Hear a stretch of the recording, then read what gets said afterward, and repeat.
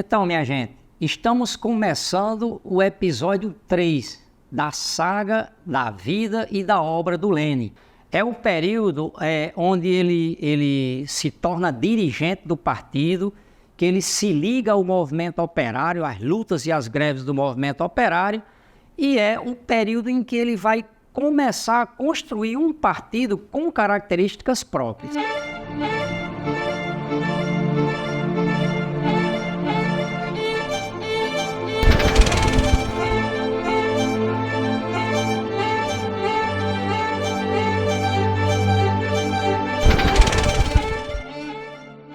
Então, esse episódio,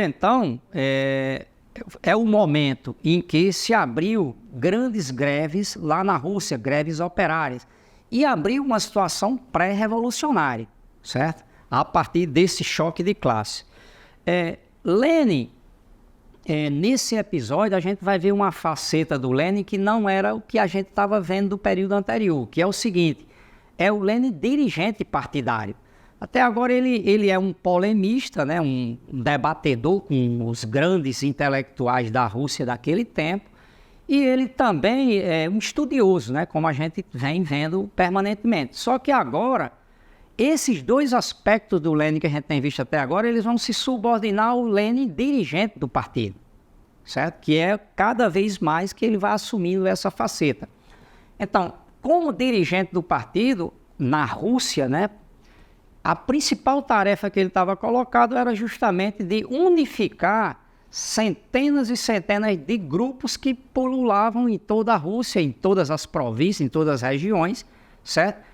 Que eram grupos quase marxistas, né? Grupos que participavam da luta clandestinamente, mas não tinham ainda uma ideologia bem definida, certo? Então, Lênin, em 1895, com 25 anos, ele cria a União da Luta pela Emancipação da Classe Operária, que é uma organização marxista, certo? Sediada, centrada em São Petersburgo, que era o centro político do país nesse período. Como eu falei, havia uma grande agitação entre os operários nesse período no país, né?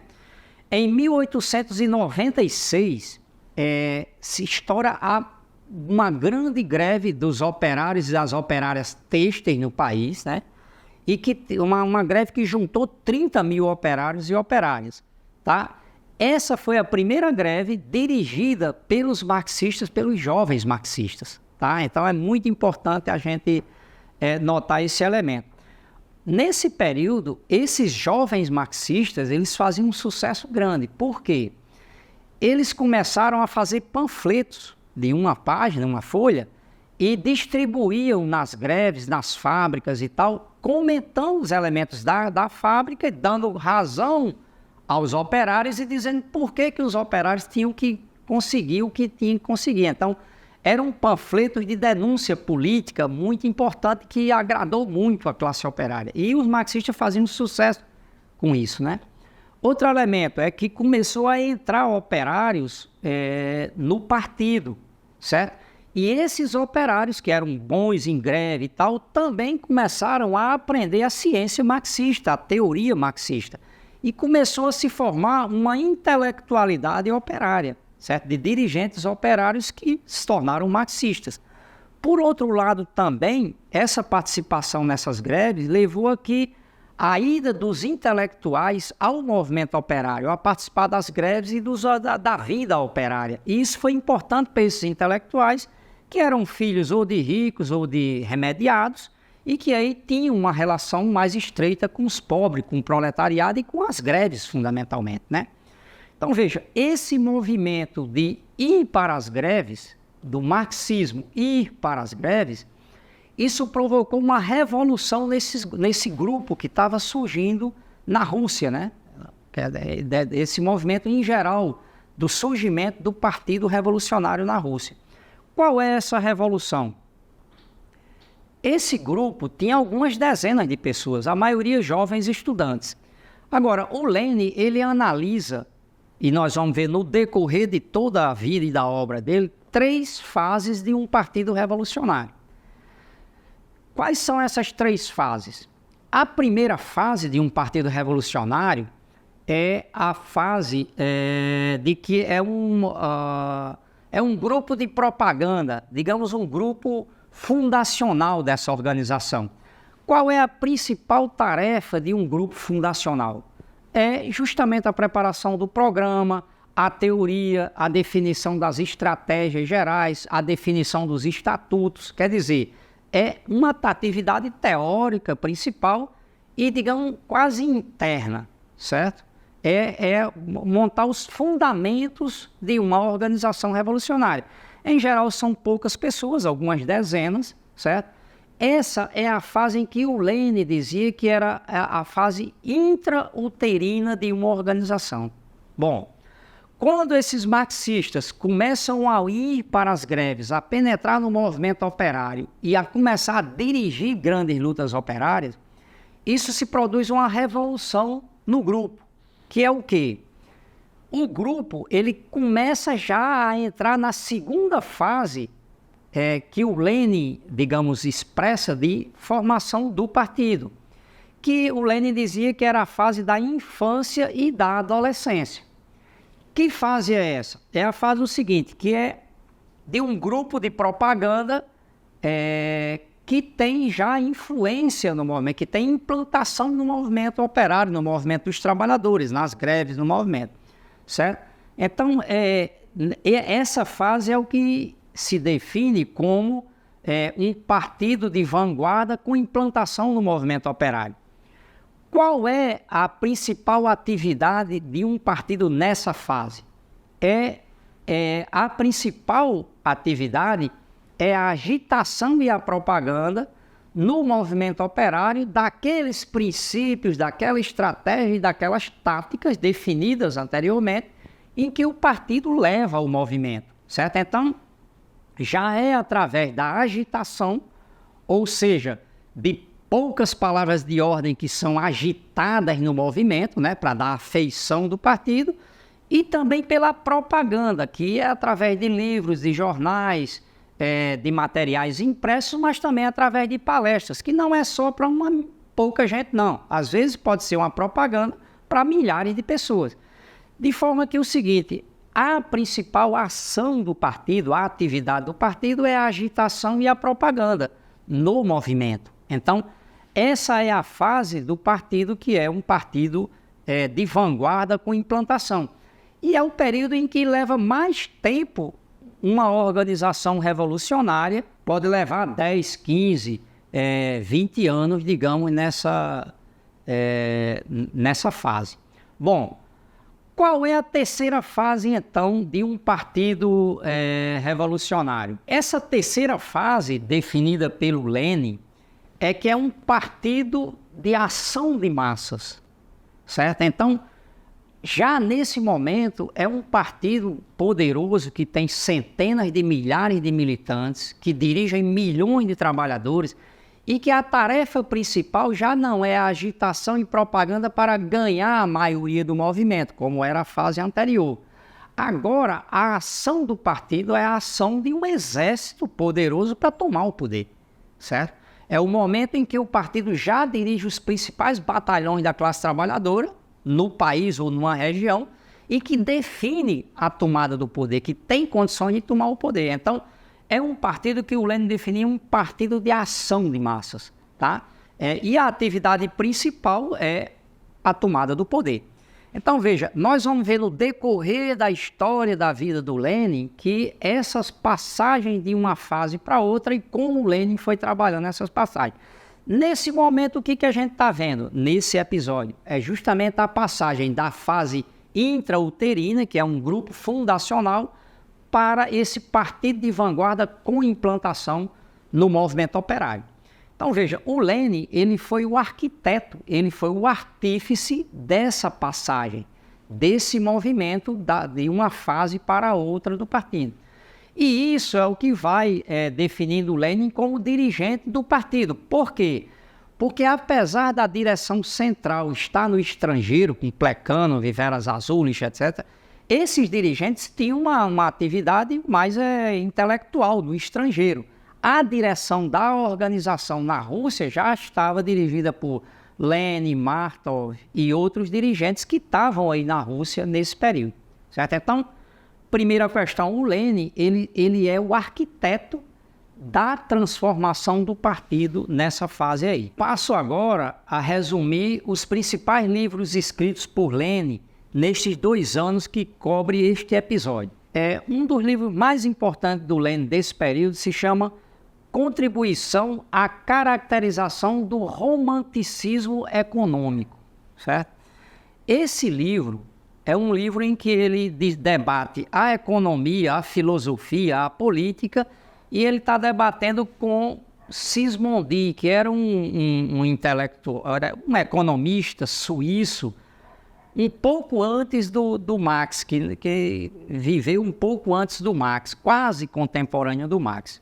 Então, ele está debatendo com esse economista os elementos teóricos e políticos para a compreensão da Rússia e do mundo, né? Então, qual é a polêmica que ele faz com Sismondi? Primeira coisa que ele diz da obra do Sismondi é o seguinte, é que ele tem um mérito, porque ele foi um dos primeiros que identificou as contradições do capitalismo. Por exemplo, que na medida em que enriquecia uma minoria, aumentava a pobreza com a maioria. Isso foi uma identificação de uma contradição importante feita pelo Sismondi. A outra é de que as máquinas gerariam desemprego, certo? Também é uma contribuição importante do Sismondi. Porém, o que acontece é que a partir desses méritos do Sismondi, ele, ao invés de aprofundar essas contradições do capitalismo para entender com profundidade esse novo sistema que estava surgindo, ele caiu em lamentações. Então ele dizia que o capitalismo era ruim porque arruinava os pequenos proprietários, porque ia empobrecer a população. Então ele começou a dar conselhos para a classe dominante para não ir pelo caminho do capitalismo, porque não tinha futuro, porque o capitalismo não ia conseguir prosperar, porque o capitalismo não conseguia realizar a mais-valia, né? E por isso ia quebrar. Então ele incentivava a pequena propriedade, a agricultura familiar, e ele era contra a grande propriedade burguesa, industrial e comercial, né? Então, veja, só que a crítica que ele fazia à grande indústria capitalista era uma crítica do ponto de vista da pequena produção rural,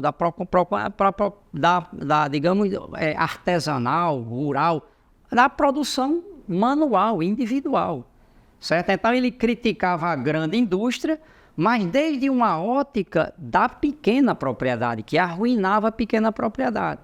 Certo? Então, veja, ele não via que a produção industrial, ela permitia uma produção de riqueza muito superior à produção manual. Por exemplo, um sapato feito por um sapateiro, encomendado, e depois é uma grande fábrica de produção de calçados, certo? Então, veja, essa produção capitalista obrigou a uma unidade nacional e internacional, tanto da produção quanto das classes sociais, certo? E dinamizou a produção de riqueza nunca vista na história da humanidade, certo? Então, veja, essa modificação à grande indústria, a formação das classes sociais, é que vai permitir o surgimento do proletariado e a luta para transformar essa sociedade a partir da elevação da consciência de classe do proletariado, certo? E a possibilidade de uma revolução nacional e internacional, que é a partir, da implantação desse sistema. Então, veja, desse ponto de vista é que o sistema capitalista era superior ao feudalismo, mas só em relação ao feudalismo, não que o capitalismo fosse um progresso em si mesmo.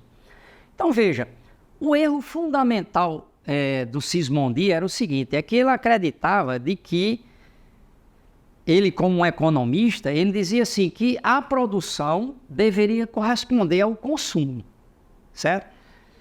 Quando ele dizia isso, ele estava o quê? Ele estava acreditando, repetindo o que foi tudo como era a economia, a produção de riqueza nos modos de produção anteriores. Por quê? Por exemplo, no feudalismo, no escravismo, alguma coisa, quando você queria um sapato, por exemplo, você ia no sapateiro, encomendava aquele sapato, e o cara dizia, venha daqui a 2 meses buscar o sapato, certo? Então, era a demanda que determinava, era o consumo que determinava a produção, certo? Só que o capitalismo é o contrário disso, certo? O capitalismo não é o único sistema em que a produção é que determina o consumo, certo? Então, por exemplo, o capitalismo produz 2 bilhões de celulares e ele não quer saber se vai ter 2 bilhões de consumidores de celular, certo? Então, quem determina que vai ter esse consumo é a produção em geral, certo? Então, o capitalismo ele está criando, digamos, seus próprios consumidores, sua própria demanda, certo? Então, veja, o que manda é a produção e não o consumo. Então, o capitalismo, desse ponto de vista, ele está sempre inventando novas máquinas, revolucionando o sistema. Então, é fábricas de carro, depois fábrica de carros elétricos, depois carros autônomos, celulares, depois celular tal forma, etc. E hoje a gente tem mais de 7 bilhões de celulares no mundo e não vai parar de produzir celulares. Qual é o problema que tem esse sistema? E que aí ele, o Sismondi, ao invés de ir estudando essas contradições, ele parou por aí. E aí o Marx foi justamente analisar essas contradições. Aqui é o seguinte, o capitalismo, ao produzir sem se preocupar com quem vai consumir, gera uma desigualdade, uma anarquia na produção mundial de mercadoria. Então, chega um momento em que essa produção não tem como ser consumida, certo? Então, há uma contradição entre a produção e o consumo, certo? Mas também, então veja, essa crise é que gera um choque do sistema e a quebra do sistema momentâneo, digamos, quando dá a crise geral. Agora, essa crise não se dá pelo que fala o que falava o Sismondi. Sismondi dizia o seguinte, que a crise capitalista se dava porque não tinha o consumidor. E não é verdade isso, não é pelo subconsumo que tem as crises capitalistas. As crises capitalistas, elas se dão fundamentalmente porque a burguesia ela vai investindo em máquinas e máquinas e máquinas para revolucionar a produção, mas chega um momento que esse investimento não retorna no lucro que ele almeja, que o capitalista almeja. Então, o que acontece? Ele diminui os investimentos e, ao diminuir os investimentos, ele provoca desemprego e provoca uma crise geral, certo? Essa crise geral é um mecanismo que a burguesia tem para quê? Para diminuir o valor total das mercadorias, vai quebrar os capitalistas que não têm muita estrutura e o capitalista que está bem implantado se torna um monopólio, porque vai engolindo os menores. E aí retorna um novo momento de desenvolvimento capitalista em base à paz dos cemitérios, digamos assim, certo? Então o Marx ele foi analisando que havia uma contradição entre a produção e o consumo. Havia uma contradição entre a produção que é social, feita por milhões de operários, e a apropriação da riqueza que é feita pela propriedade privada, por um punhado de capitalistas.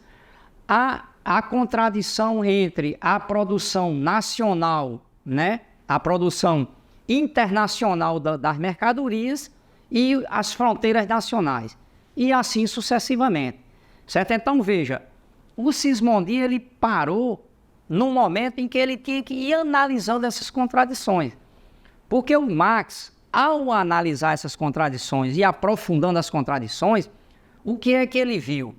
Ele viu que havia elementos do capitalismo que dinamizavam a produção e que eram, digamos, progressivos diante do feudalismo, e, por outro lado, mostrou que essas crises levavam a uma situação de que mostrava a transitoriedade do capitalismo, que não era um sistema eterno, que justamente essas contradições eram que iam levar à quebra e à derrubada do capitalismo por um processo revolucionário. Essa visão do Sismondi de parar onde tinha que iniciar o trabalho de analisar as contradições, foi o que o marxismo fez, foi o que o Lenin fez, certo? Então, veja, o Sismondi, o que era que ele fazia? A teoria dele, ele imaginava uma economia, uma produção de riquezas idílica, harmônica, onde cada produto tinha um comprador na sua medida e nas suas possibilidades. Então, só que essa situação não existe, nunca existiu e nem existirá, certo? E uma coisa que o Sismondi não entendia ao idealizar a pequena propriedade, a propriedade familiar, é que ele não entendeu que o grande burguês surge do pequeno burguês, certo? Então, o capitalismo nasceu da pequena propriedade. Um pequeno proprietário que foi enriquecendo e se tornando um grande proprietário. Então, veja, não adianta, na teoria, colocar uma cara bonita, digamos, idílica, de uma situação que não tem como, que é a cara feia do capitalismo, como ele vai se expressar. Por isso que o Marx dizia que essa visão do Sismondi era uma visão romântica e utópica da sociedade, certo? Então, veja, o Lenin, ele vai mostrar nesse livro, que a gente está comentando, de que os populistas russos tinham essa mesma visão romântica e utópica de Sismondi, certo? E por isso eles avaliavam, eles fundamentavam a visão da Rússia com a originalidade de um desenvolvimento na Rússia que não passaria pelo capitalismo e sim apoiado numa comuna idílica da Rússia. Bom, outro livro importante que eu queria comentar aqui é o seguinte, é que no final de 1897, nós estamos falando num período em que o Lenin já está exilado na Sibéria, tá? Ele está com 27 anos, há um confinamento, ele ficou 1 ano e pouco na cadeia e depois ele foi mandado para a Sibéria, certo? Para o exílio na Sibéria, certo? Então, ele aí já no exílio, certo? Na Sibéria, nesse confinamento, nesse desterro, ele está com 4 anos de partido aí, né? E ele já tinha se convertido no dirigente do partido, certo? Um dos mais importantes dirigentes do partido na Rússia, né? Então, ele escreve esse livro que chama As Tarefas dos Social-Democratas Russos, tá? Esse livro, o próprio Lenin diz, na introdução do livro, ele diz o seguinte, que é a primeira experiência dele como dirigente de partido, né? Que até agora ele estava escrevendo muitos livros sobre a economia, sobre o país, etc. e tal, né? Então, aqui ele diz que eu estou me aventurando, digamos, inicialmente numa área que é da construção do partido. Então, veja, nesse texto aqui, vocês podem ler, no resumo que nós estamos apresentando aí, o Lenin ele já está desenhado de corpo inteiro, porque o texto do Lenin é genial, certo? Não é puxando o saco não, mas o texto é genial e vocês podem comprovar lendo o texto. É um texto curto, é um texto completo, digamos, e que é um texto em que o Lenin ele explica como fazer essa transição de um grupo fundacional, de uma atividade intrauterina para essa adolescência do partido, para um partido digamos, de vanguarda, com implantação no movimento operário, né? Então, o Lenin diz o seguinte no texto, ele abre aspas, ele diz: a social-democracia russa é, todavia, muito jovem. Começa apenas a sair do estado embrionário em que os problemas teóricos ocupavam um lugar predominante. Fecha aspas, né? Então, veja, que elementos o Lenin vai trabalhar nesse livro, nesse material? O primeiro é a análise das classes sociais, certo? Burguesia, proletariado, pequena burguesia, e o papel de cada classe dessa na luta no país, né? Na luta entre as classes num país. A segunda questão é a combinação da luta democrática com a luta socialista, certo? Que é um problema super difícil de trabalhar na luta revolucionária, certo? A terceira questão, as alianças táticas temporárias, né, para a luta concreta, e que ele definia que sim deveria ter essas alianças na luta, mas sem misturar classes, bandeiras ou programas. Quer dizer, o proletariado tinha que manter sua total independência até com qualquer aliado que esteja tendo na luta naquele momento. A quarta questão ele explica a organização de uma organização clandestina, né, para a luta revolucionária e centralizada em todo o país, né, na Rússia desse período, certo? Depois, ele explica que tem que ter uma sólida implantação na classe operária, certo? Porém, ele recusava uma visão exclusivista obreirista, digamos, que só atuaria com os operários, certo? Que tinha que buscar aliança com outros setores explorados e oprimidos.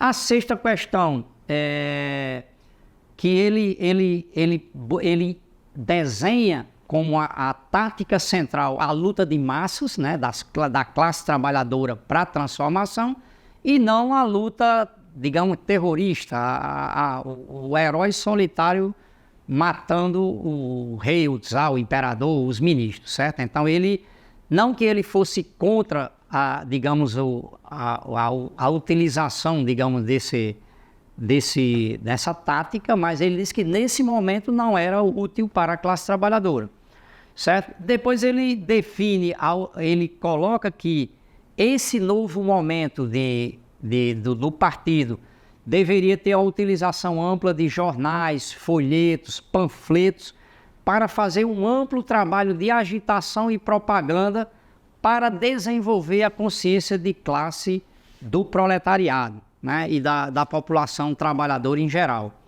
E, por último, ele trabalhava um elemento muito importante, que vai ser uma característica do Partido Bolchevique, que ele começa a preparação de uma coluna de dirigentes operários, agitadores e propagandistas vindos do próprio meio operário, certo? Então, no caso, ele começa a formar intelectuais operários, o que é fundamental para o Partido Bolchevique, que vocês vão ver no decorrer da história, e depois no processo posterior da própria Revolução de 1905 e 17 na Rússia.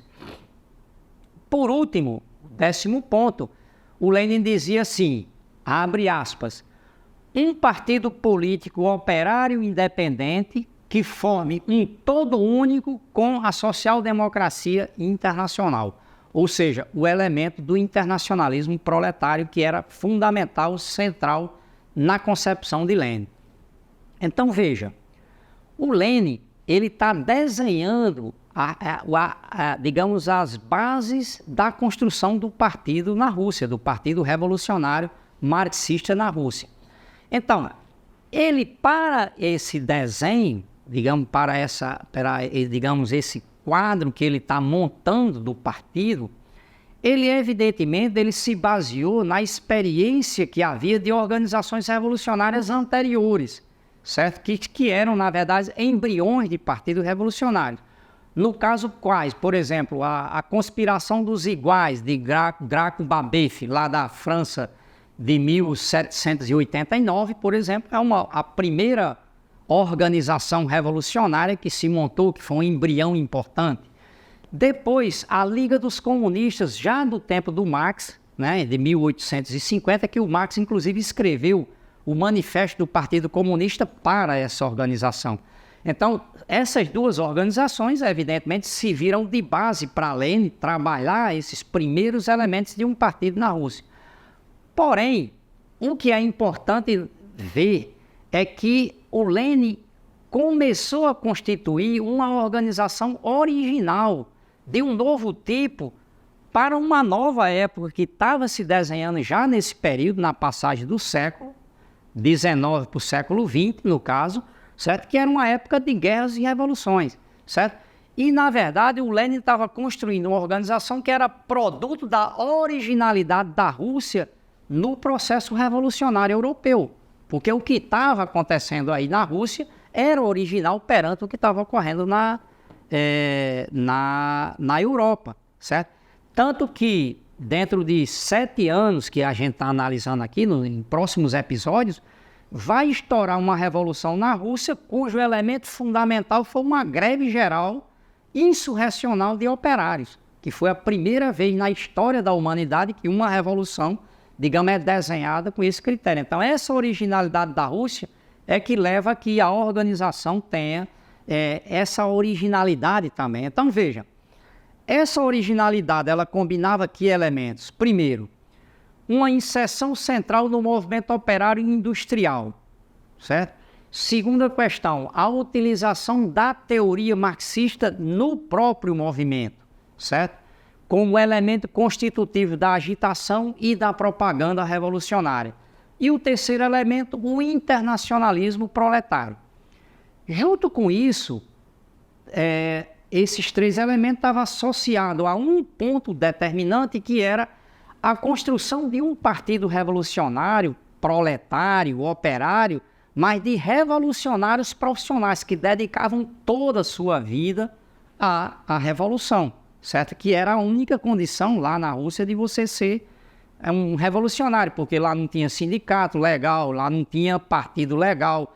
Quem entrava na luta revolucionária já entrava de corpo e alma, para até a derrubada do czarismo, etc, etc. Então, veja, esses elementos é que deram uma característica própria, original, a esse partido que estava surgindo na Rússia nos finais de 1890, no ano 1900, etc.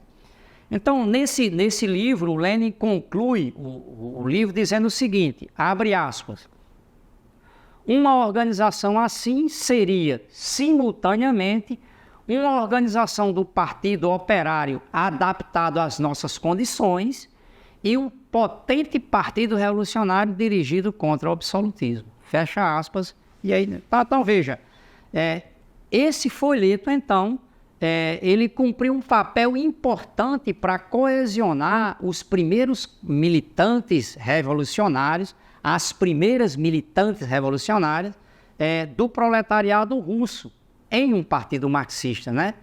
Ao mesmo tempo, essa luta foi formando o Lenin como um dos principais dirigentes do partido que estava se formando e da Revolução Russa que já estava, digamos, em preparação, certo? Que já existia essa situação pré-revolucionária, certo?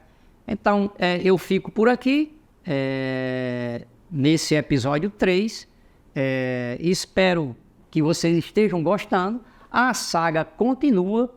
O próximo episódio é o episódio 4, que trata exclusivamente de um livro muito importante do Lenin, que chama O Desenvolvimento do Capitalismo na Rússia, certo? É um livro denso, onde ele tem polêmicas filosóficas, econômicas, políticas e de todo tipo, e que nós vamos apresentar resumidamente para vocês. Então, o episódio 4 é onde Lenin deu um checkmate nos populistas, dissecou cientificamente a sociedade russa e construiu a base teórica e programática do Partido Revolucionário Russo. Ok? Até a vista.